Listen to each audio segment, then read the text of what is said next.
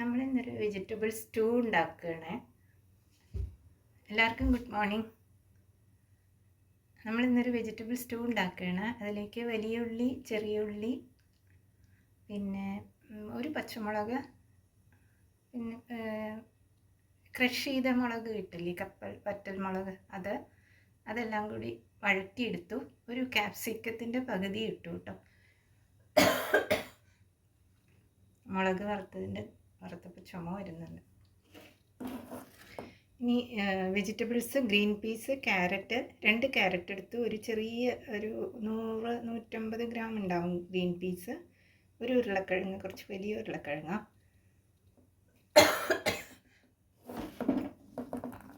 അത്രയേ ഉള്ളൂ. ഇത് 3 കൂടിയിട്ട് അതിലേക്ക് ഇടാം. ഉള്ളി വഴന്നു വന്നു കഴിഞ്ഞു. ഇനി നമുക്ക് ഈ വെജിറ്റബിൾസ് അതിലേക്ക് ഇടാം കേട്ടോ. വെജിറ്റബിൾസ് ഗ്രീൻ പീസ് ഇട്ടിട്ടുണ്ട്, പിന്നെ ബീൻസും ഇട്ടിട്ടുണ്ട് കേട്ടോ. ബീൻസ്, ക്യാരറ്റ്, ഉരുളക്കിഴങ്ങ്, ഇത്രയും വെജിറ്റബിൾസ് ആണ് ചേർത്തിരിക്കുന്നത്. വലിയ ഉള്ളി, ചെറിയ ഉള്ളി,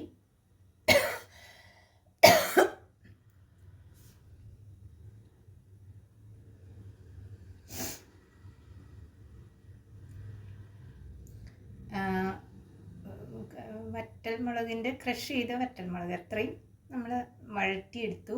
പിന്നെ ഉപ്പ്, ആവശ്യത്തിന് ഉപ്പ് ചേർത്ത്. ഒരു നുള്ള് മഞ്ഞൾപ്പൊടിയും, ഒരു വെളുത്തുള്ളിയും, ഒരു കുഞ്ഞു പീസ് ഇഞ്ചിയും ഇട്ടിട്ടുണ്ട് കേട്ടോ. സ്റ്റൂ പോലെയാണ് വെക്കണത്. തേങ്ങാപ്പാൽ ഒഴിച്ച് വെക്കാമെന്ന് വിചാരിക്കുക. ഞാനിത് കുക്കറിലാണ് കേട്ടോ വേവിക്കാൻ വെക്കണേ.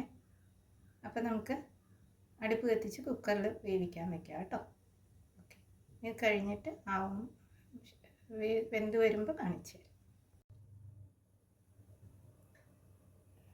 വെന്തതിന് ശേഷം കുക്കറിൽ നിന്ന് മാറ്റി ഒരു അരമുറി നാളികേരത്തിൻ്റെ പാലൊഴിച്ചു. പിന്നെ ഇത് വെളിച്ചെണ്ണയിലാട്ടോ വഴറ്റിയതെല്ലാം.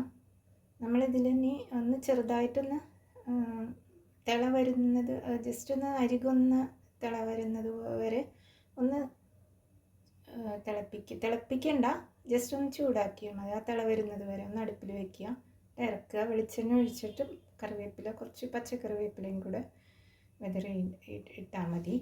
പിന്നെ ഇത് നമ്മൾ മറ്റേ ഇറച്ചി മസാലയുടെ ഗരം മസാല ഇല്ലേ, അതൊന്നും ചേർക്കുന്നില്ല കേട്ടോ.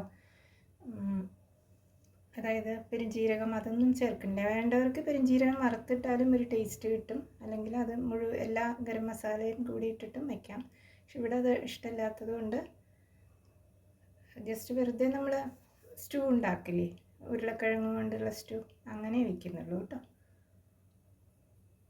അപ്പോൾ നാളികേരപ്പാൽ ഒഴിച്ചു, അരമുറി നാളികേരത്തിൻ്റെ പാൽ ഒഴിച്ചു കേട്ടോ. ഇനി ഇതൊന്ന് കത്തിച്ച് ഒന്ന് ഇതാക്കും. തിള വരുമ്പോൾ ഇറക്കാം. അരികെ തിള വന്നപ്പോൾ ഞാനിത് തീ ഓഫ് ചെയ്തു, കറിവേപ്പില ഇട്ടു കേട്ടോ. ഇറക്കുകയാണേ. ഇത് എന്തിൻ്റെ കൂടെ വേണമെങ്കിൽ, ചോറിനായാലും പലഹാരങ്ങൾക്കായാലും നല്ലതാണ് കേട്ടോ.